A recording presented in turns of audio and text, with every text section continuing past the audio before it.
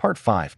Gunpowder and Shadows After Louisiana. The road stretched endlessly across the prairies, as if someone had poured the sky over the land, leaving only a thin gray ribbon of asphalt between them. Jack drove slower than usual. The trailer thudded softly over the bumps, and Baxter slept curled up on an old blanket beside him.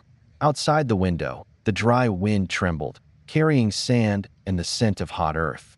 It had been weeks since he left Eva, yet thoughts of her returned again and again, like footprints in the sand that even time could not wash away. She could have been here now, beside him, smiling, touching his hand, teasing him about his inability to make coffee. But she wasn't, and perhaps that was exactly why he kept moving forward. Otherwise, the road would have lost its meaning. He knew they had agreed to meet again someday, but the word someday held too much space and too few guarantees. Baxter lifted his head as the trailer stopped on the roadside. Jack wiped his forehead with his sleeve and stepped outside. The air burned his skin like hot iron. In the distance, a roadside motel appeared, worn and weathered, with a neon sign flickering red and blue. Next to it stood an old Chevy, covered in dust, as if it had just emerged from the desert itself. And beside it, a man in a cowboy hat smoked. Watching every car that passed by. As Jack walked past, their eyes met.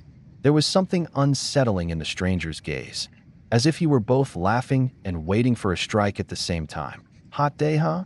he said, exhaling smoke. "Just like the others," Jack replied, trying to move on. "I'm Lucas," the man said with a half smile, remaining still. "And it seems you look like you're searching for a place to spend the night." Jack hesitated, then shrugged. "Maybe. I know a quiet spot," Lucas said, flicking his cigarette butt into the sand and pressing his heel down. "No crumbling motels. An old farm of an acquaintance. Empty for years, but the roof still holds." It sounded more like a challenge than an invitation. And yet something in Lucas's voice made Jack agree. Maybe it was the way he spoke, as if they had known each other for a long time. Or maybe it was simply the desire not to be alone for one night. They drove along a narrow road, long lost to asphalt and scattered with dust. Baxter stuck his head out the window, tongue hanging to the side, eyes shining. Lucas drove ahead in his old Chevy, coughing and rattling over every bump. Jack followed, feeling the silence deepen with every mile and the world's people fade away. The farm stood atop a hill, isolated from the world, like a set forgotten by God.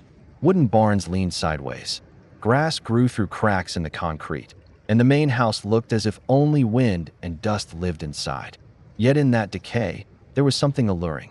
Jack realized the place could be beautiful, if only it didn't seem ready to collapse at any moment.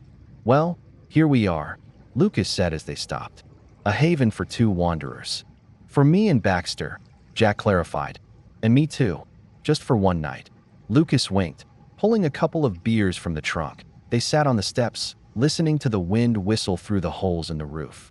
Lucas talked a lot, about roads that led nowhere, about people who disappeared and never returned, about a gold vein he had been chasing for 10 years, always slipping through his fingers. He laughed as he spoke, but there was something uneasy, fractured in his laughter. "And what are you looking for, Jack?" he asked suddenly. Jack fell silent, staring into the darkness. "Maybe. Myself," he replied after a pause. "You won't find yourself." Lucas swallowed his beer. "You can only lose yourself properly." The words hung between them like the rustle of bats somewhere above. Jack didn't answer, but they struck him to the core, because that was exactly how he felt. Losing himself. Step by step, mile by mile. And only in that loss could he be reborn, close to midnight. Lucas disappeared inside the house, leaving Jack outside. Baxter slept by his feet, curled into a ball. There was no light, no moon, only stars so close it seemed you could reach out and touch them. Jack was about to head back to the trailer when a dull thud echoed from inside. Then another. He froze. Then Lucas's voice came, tense and broken. "Jack, come here quick." The house was engulfed in darkness. Jack stepped carefully inside, shining his flashlight. The floor creaked. In one of the rooms, Lucas stood near a rotting section of the floor, leaning over something.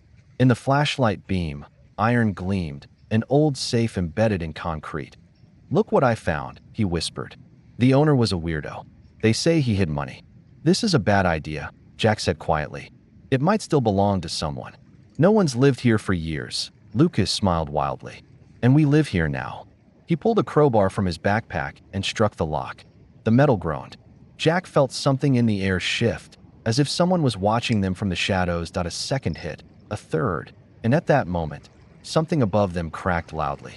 A beam, weakened by time, collapsed. Lucas barely jumped aside, and Jack grabbed Baxter, leaping back. Dust filled the room, making it hard to breathe. Part of the ceiling fell directly onto the safe, blocking it. Shit! Lucas shouted, coughing. Everything went sideways. I told you it was a bad idea. Jack dragged him from under the debris.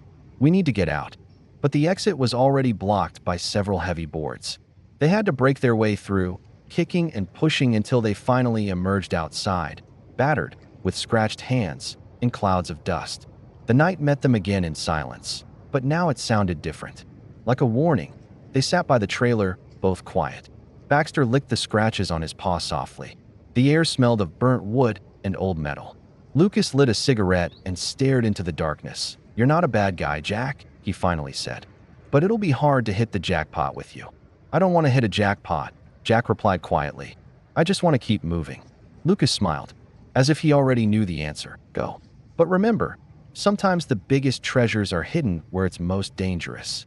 He shook Jack's hand, got into his Chevy, and drove into the darkness, leaving only a tail of dust and a shadow of unspoken words behind. Jack watched him go for a long time. Then he looked at Baxter, who sighed wearily and rested his muzzle on his paws. We're alone again.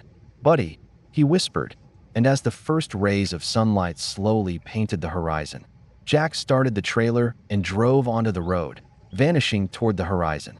Ahead lay a new desert, and maybe, beyond it, she.